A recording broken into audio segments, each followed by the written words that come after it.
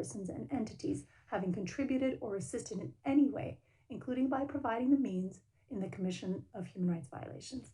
Thank you. Thank you, and I give the floor to World Organization Against Torture. Thank you. We welcome the High Commissioner's report on Belarus, which corroborates evidence collected by the OMCT and its member CAT Russia during a series of on-site investigations that followed the August 2020 presidential election. There is reason to believe that torture was perpetrated as part of a systematic and widespread attack directed against the civilian population, and that these acts may amount to crimes against humanity. As of today, not a single criminal case has been opened into alleged violations by law enforcement officials. A series of stratagems were used by authorities to frustrate any attempts by survivors to obtain justice. These include lumping together hundreds of cases to delay investigations, initiating criminal proceedings against the victims who filed complaints, or preventing their lawyers from doing so. Some lawyers had also their licenses revoked or criminal cases opened against them. Given the blatant failure by Belarus authorities to effectively investigate human rights violations, we urge this Council to call for the establishment of an international investigation mechanism. This body should be mandated to investigate not only the August 2020 events, but also the human rights violations that continue to this day. Finally, investigations carried out by Belarus authorities should be closely monitored, and a public assessment of their performance should be periodically conducted. Thank you. Thank you, and I give the floor to Article 19.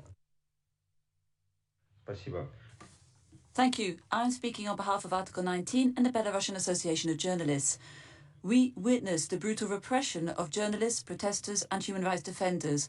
As of last year, more than 400 journalists have been detained. 8 of them are currently in prison and criminal charges have been brought against them. Moreover, 2 journalists, Daria Chultsova and Katerina Yandreeva, have been sentenced for 2 years in prison for online reporting of the protests. On the 6th of February, there were raids of more than 90 different journalists, human rights defenders and members of their families, including the Belarus Association of Journalists. This is an attack on the freedom of the media on an unprecedented scale, and many journalists have been forced to self-censor or to flee the country. We have seen increased use of excessively broad and nebulous anti-extremist legislation to persecute anyone who does not share the government's views. In Belarus, we are seeing resounding silence and inaction as to the investigation of violations of human rights. So the United Nations must take measures. It's important that the Council take action to find a more effective mechanism to bring perpetrators of violations of human rights to account. We urge Belarus to immediately cease persecution and to respect the rights of freedom of expression. Thank you. Thank you, and I give the floor to Human Rights Watch. Thank you, Madam President. The High Commissioner's report on Belarus reveals an unprecedented human rights crisis that the government has created in the lead-up to and aftermath of the presidential vote last August.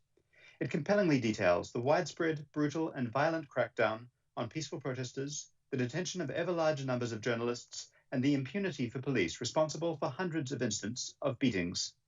It also documents the authorities' politically motivated arrests of key opposition figures and their efforts to intimidate and silence those who called for change.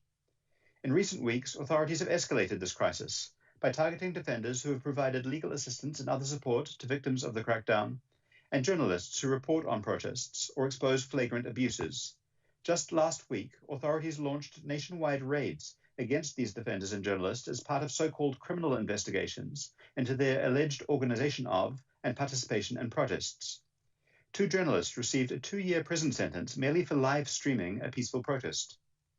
Last week's actions indicate that officials are willfully equating human rights and journalism work with criminal violations. This is a warning sign of a wave of groundless, politically motivated criminal cases against the people who have been reporting on the protests, documenting rights abuses, and providing assistance to victims. We urge this Council to establish a mechanism strengthening scrutiny, investigation, and public reporting on Belarus with a view to holding perpetrators to account. Thank you. Thank you, and I pass the floor to International Commission of Jurists. Madam President, the ICJ welcomes the High Commissioner's report on the situation of human rights in Belarus. The ICJ stresses the need to address the systemic issues underlying unfair trial, arbitrary detention, torture, other ill treatment, and enforced disappearances in Belarus. In particular, it is crucial to ensure an independent judiciary and bar association. Without comprehensive reforms to this institution, there is little prospect of fair trial or of effective remedies or accountability for the widespread human rights violations occurring after the 2020 elections. The ICJ is alarmed at recent arrests and disbarment of lawyers in connection with the protests. Disbarred lawyers include Alexander Lukashenko, as well as Lyudmila Kazak, the fourth lawyer of Maria Kolesnikova, a detained opposition figure, to have suffered consequences as a result of their professional activity. Furthermore, criminal cases have initiated against lawyers Ilya Saleh and Maxim Znak. We call on the Council to establish a mechanism to collect and preserve evidence, identify perpetrators, and support accountability for gross human rights violations in Belarus. The Council should further call on Belarus to promptly and fully implement the High Commissioner's recommendations, cooperate with and facilitate access of the Special Rapporteur to the country, and uphold the independence of judges and lawyers in accordance with international law and standards. I thank you. I thank you, and I give the floor to Civicus. Madam President, there has been no improvement in the state of human rights in Belarus since the last urgent debate in September 2020. Rather, the situation continues to deteriorate as the authorities use violence against peaceful protesters. More than 200 complaints of torture have been lodged against peaceful protesters and those detained. As reported by the High Commissioner, about 30,000 people have been arrested and some have been charged under restrictive provisions of the Criminal Code. The homes and the offices of human rights defenders, trade unionists, and journalists have been raided by security forces. We call on the government of Belarus to stop the ongoing human rights violations, to release all those detained in connection with the protests, and to carry out prompt, independent, and transparent investigations into all human rights violations. We further call on the Human Rights Council to take all necessary steps to ensure the implementation of recommendations from the High Commissioner and the Special Rapporteur, including towards furthering accountability. Thank you very much. Thank you, and this was the last speaker that we could accommodate for this dialogue. I will now give the floor to the Deputy High Commissioner for her concluding remarks. You have the floor. Ladies and gentlemen, dear delegates, for all the thoughtful contributions and comments. I will do my best to answer in no particular order. There were a set of queries regarding accountability. The USA, I think Spain, Estonia, the EU, Germany. Let me just reiterate, the accountability for human rights violations is critical in order to prevent further violations and also to achieve durable solutions for societies as a whole. In this case, a necessary prerequisite to what we aim for together, a genuine and inclusive national dialogue in Belarus. It is therefore worrying that to date there has not been any information about criminal cases being opened following thousands of complaints filed alleging torture and ill treatment. Investigations, in fact, are reported to have been slow and non-transparent. Those that have been concluded have led to closure of the case without opening of criminal proceedings. I'd like to refer to the principles on the effective investigation and documentation of torture, which state that in the absence of an express complaint, an investigation shall be undertaken if there are other indications that torture or ill treatment might have occurred. And there is a magnitude of a number of allegations reported by media and human rights organizations in particular in the context of the mass arrests following the election that should not be overlooked. No evidence of official disapprovals or condemnations by the authorities, and in fact, on the contrary, official reactions have tended to maintain that the protests were violent and focus on the violence committed by the protesters, not the other way around. Also, we are very concerned about the lack of victim and witness protection, which is an obligation of the state. We have heard from several organizations providing support to victims that many are reluctant to come forward for the fear of reprisals. And in fact, a number of victims who filed complaints regarding torture, saw their claims rejected, and they were in turn accused of committing violence against security officers.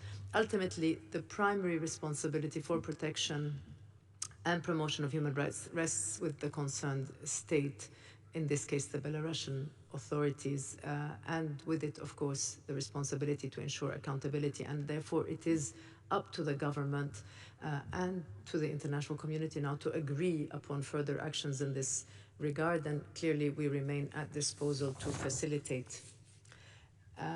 Slovenia asked about access of the office to the country with regard to the investigation of violations on the ground.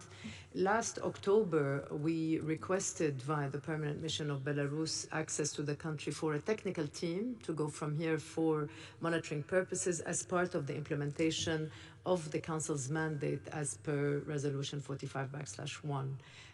In a reply some 2 weeks later, the government reiterated the position that they expressed during the urgent debate that that resolution was not recognized. In the absence of this first-hand access, we have established a methodology on human rights monitoring, as we have explained on several occasions, in which we rigorously apply this mandate, of course, through which we apply this mandate. We had an open call for submissions to solicit information from various stakeholders. Obviously, we use primary resources, but also collect information from what is publicly available as reports, including government, of course, documents, reports, statements, and other Belarusian and international civil society organizations. This while exercising maximum due diligence in order to assess continuously the credibility and the reliability of sources.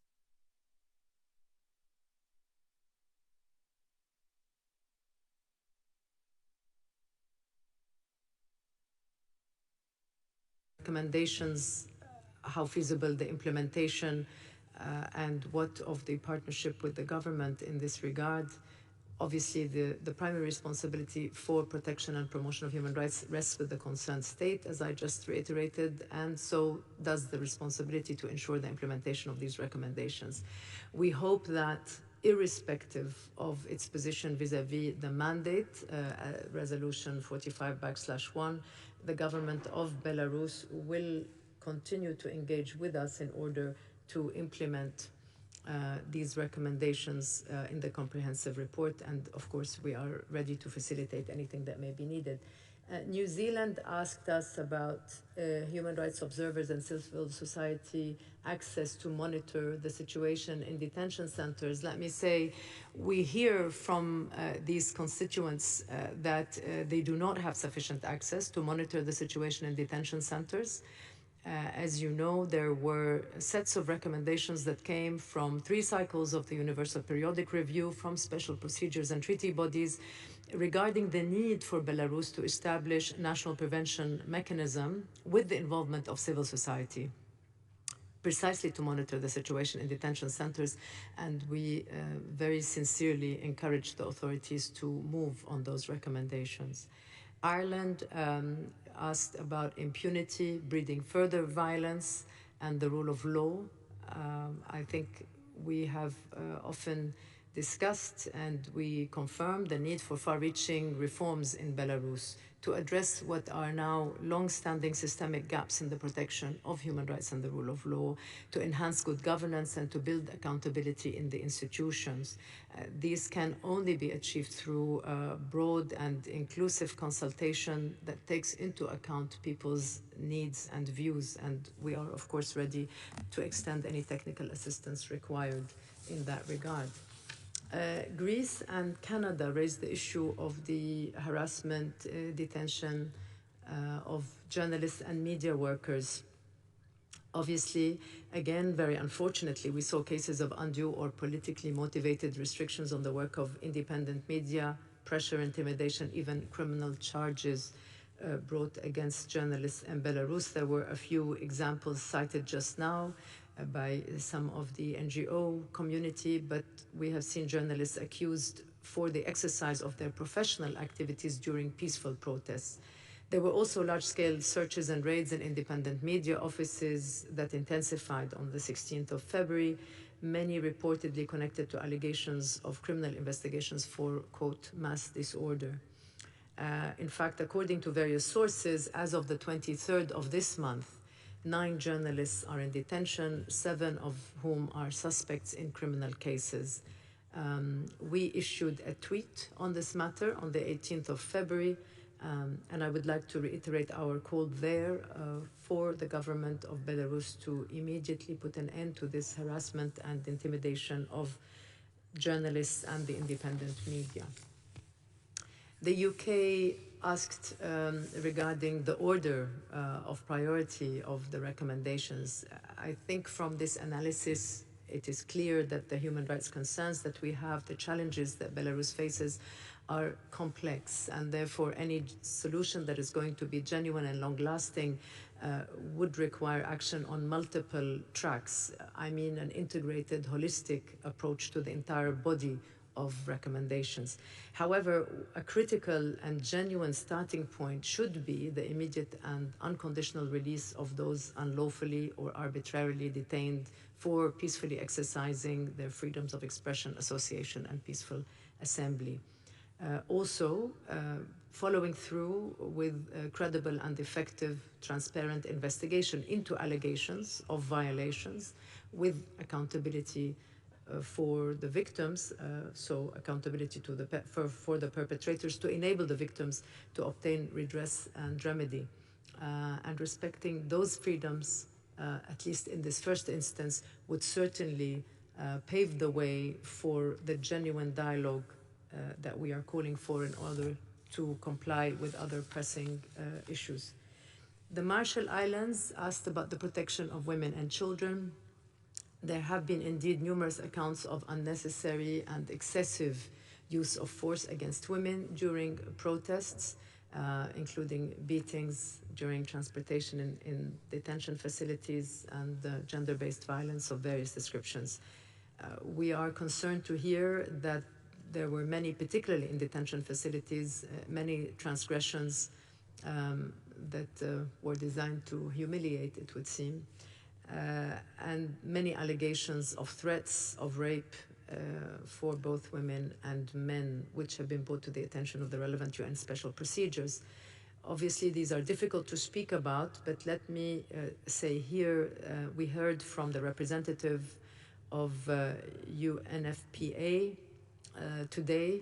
We work very closely with the UN interagency system under the leadership of the resident coordinator. In this regard, national planning processes have also included UNICEF and UN Women, with whom we work to mitigate these outcomes, particularly, for example, in the case where, as we heard, mothers are separated from their children during protests and other issues.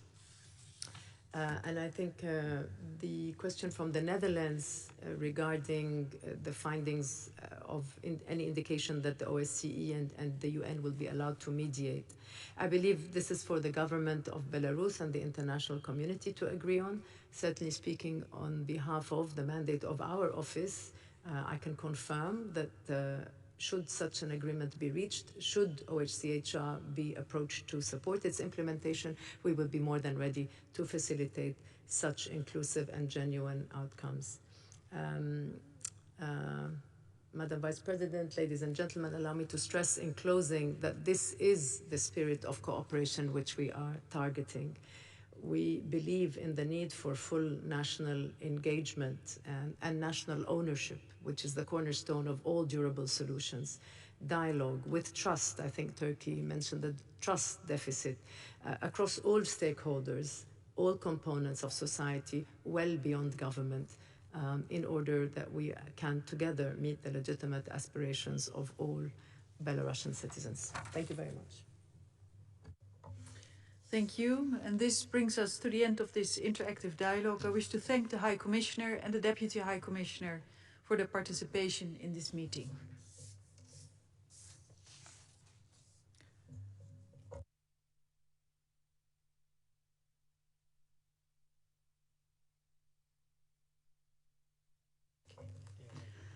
Excellencies, ladies and gentlemen, we shall now start the interactive dialogue on the oral update of the group of eminent international and regional experts on Yemen. The list of speakers will close in 15 minutes. I now have the pleasure to give the floor to Mr. Kamal Jindoubi, Chair of the group of experts, who will make his presentation by video message.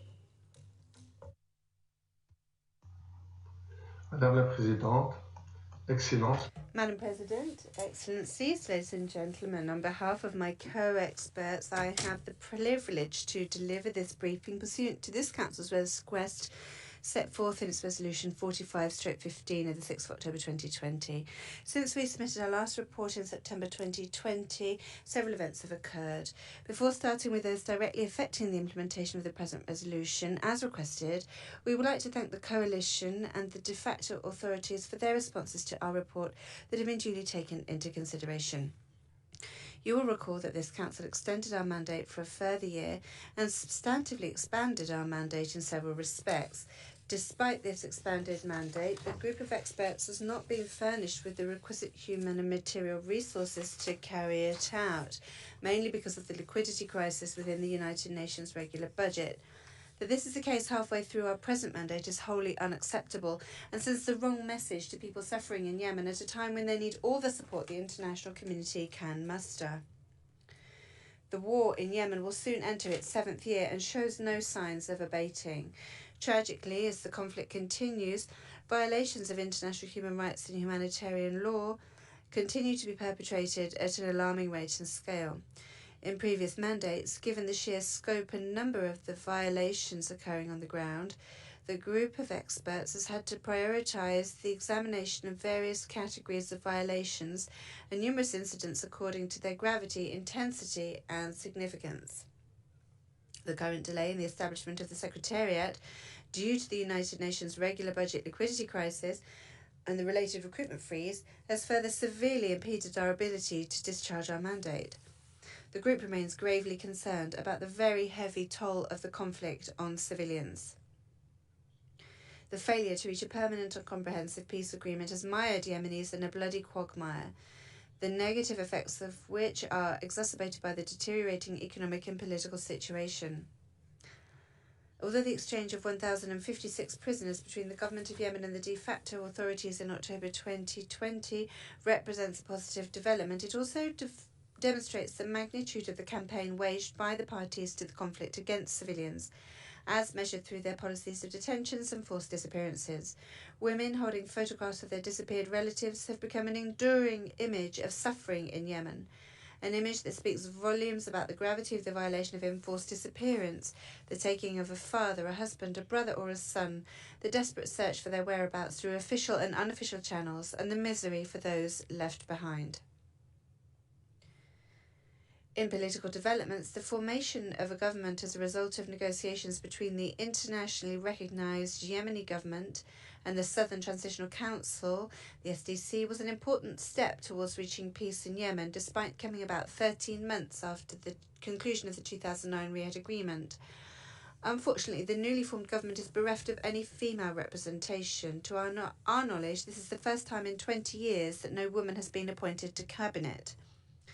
The group was dismayed that as the newly formed government was landing at Aden International Airport on the 30th of December 2020, multiple missiles struck the airport, killing at least 25 people and injuring 110.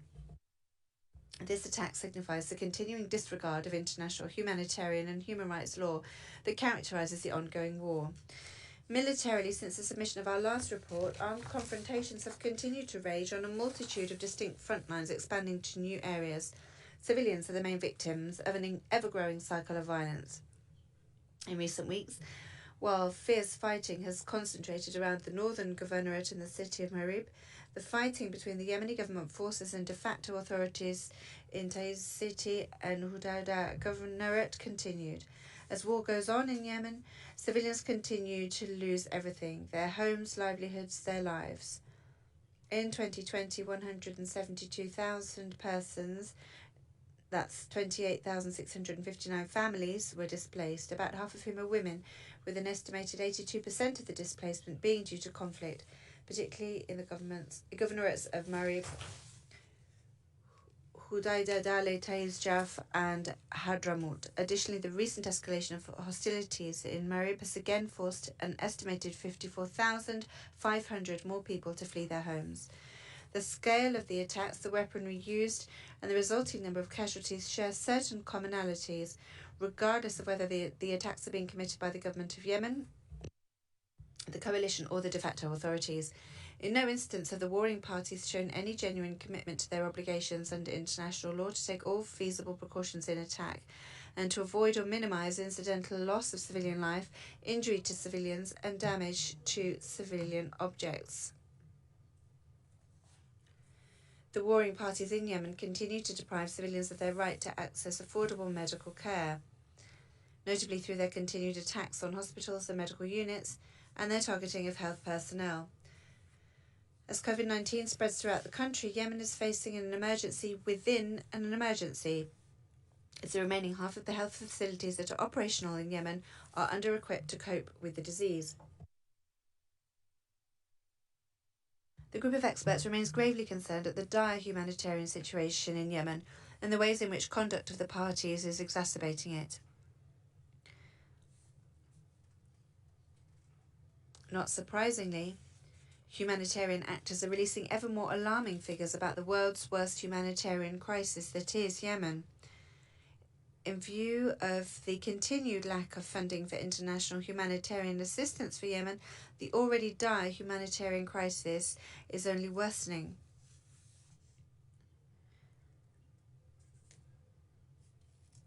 According to the IPC Acute Food Insecurity Analysis in December 2020, 13.5 million people were already facing acute food insecurity, including 16,500 in famine-like conditions in the last quarter of 2020, with the worst hunger clustered in conflict-affected areas.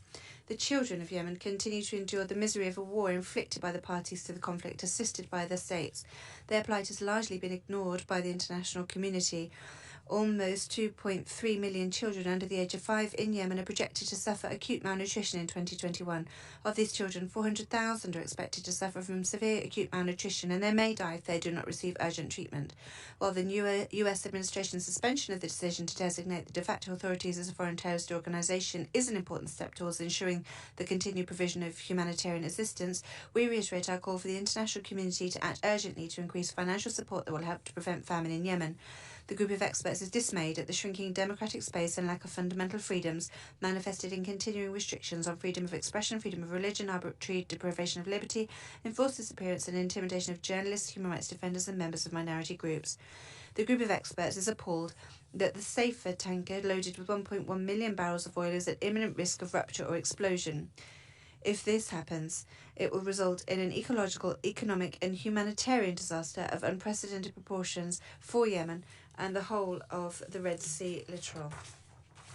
Today, the group of experts reiterates what has been established during its last 3 consecutive mandates, that there are reasonable grounds to believe that all parties to the conflict in Yemen have committed serious crimes, breached international human rights law, and caused an unprecedented humanitarian crisis. The situation has further worsened due to the economic breakdown and permanent damage to public infrastructure occasioned by the war. While the group of experts welcomes the recent decisions made by Italy and the USA on arms exports to Saudi Arabia and the United Arab Emirates, in addition to the USA decision to end support for what it calls offensive operations in the war in Yemen, we call upon all other states who continue to supply arms to review their positions in line with the requirements of international law. The group also calls on all third states to contribute to the current peace negotiations to their fullest. More than ever, the Yemeni people need an unambiguous commitment to helping them to bring lasting peace to their country. This cannot be achieved without strong support for the rule of law and human rights, and ought to be addressed by the international community in a coordinated, inclusive and integrated manner, since the parties to the conflict have shown themselves incapable of complying with international law or having any regard for the lives and dignity of civilians in the country. To that end, I urgently call on the Council to expedite and intensify diplomatic efforts to bring about a ceasefire and help create a framework for negotiating a comprehensive and sustainable peace in Yemen. Thank you, Madam President. Thank you. And according to our practice, we shall start by hearing the delegation of the country concerned. So I now give the floor to the distinguished representative of Yemen. You have 5 minutes.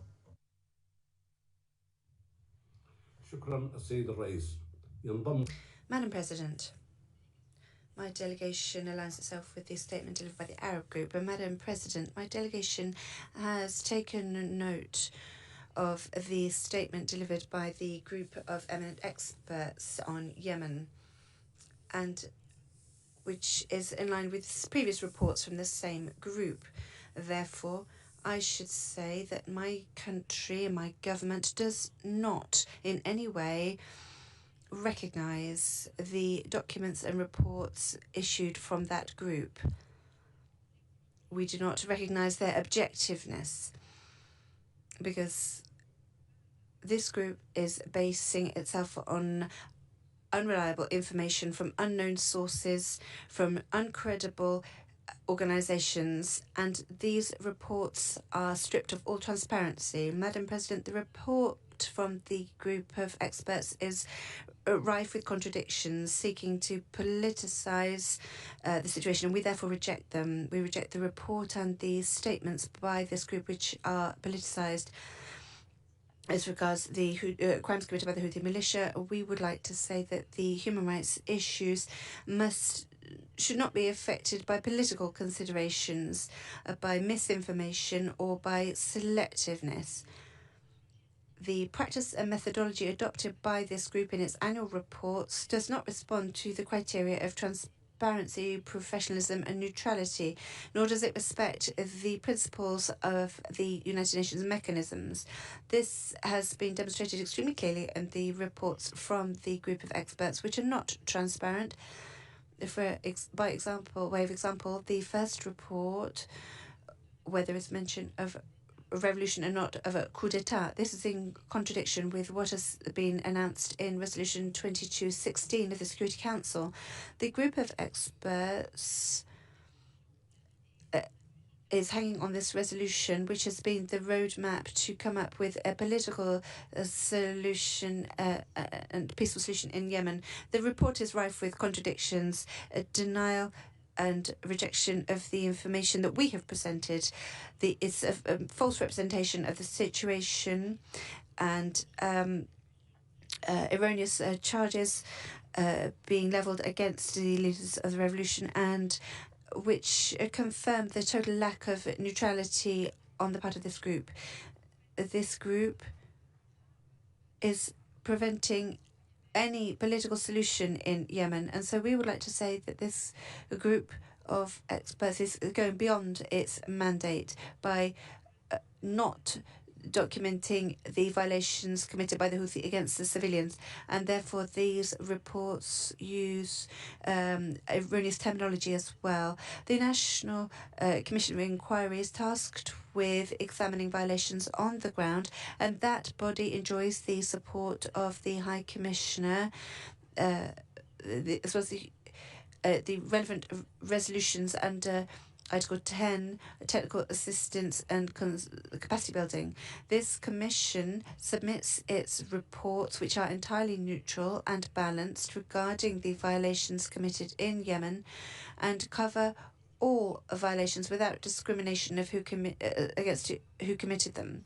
This commission brings together eminent Yemeni experts. We would urge this council to provide all possible support to the National Commission in line with Resolution 2645 of the Council under Article 10, namely technical assistance and capacity building in Yemen, in order to allow this National Commission to accomplish quality work by closely monitoring the violations and abuses in Yemen. Thank you. I thank you, and I now invite interested delegations to ask questions to Mr. Gendoui and to make comments on the report. And I give the floor to the distinguished representative of the European Union. The European Union thanks the group of eminent experts for their oral update. We greatly appreciate the group's work, particularly in light of its significant challenges. We remain profoundly concerned by the appalling human rights situation in Yemen, as all conflict parties continue to commit grave violation of international law, with particular targeting of civilians, minorities, migrants, human rights defenders and journalists. This includes deprivation of life, arbitrary detention, torture, starvation of children, gender-based and sexual violence, persecution based on religion or belief, and recruitment of children. These acts also amount to violation of international humanitarian law, and in some cases, to war crimes. The EU believes in the need to ensure accountability and justice, continues to support the ongoing work of the Group of Eminent Experts and the National Commission of Inquiry, and urges all parties to fully cooperate with them. The EU is also deeply concerned about the recent escalation of violence, especially in Ma'arib, and about the numerous attacks on Saudi Arabia. In addition, we're witnessing an ever-deepening humanitarian crisis. There is an urgent need to end any form of violence, to protect civilians, to help counter the famine-like situation. The recent formation of a unity government has been a positive step. The EU shall do everything in its capacity to help and support the Yemeni government. All parties must engage constructively with the UN Special Envoy towards a nationwide ceasefire and a resumption of political talks, including with the full participation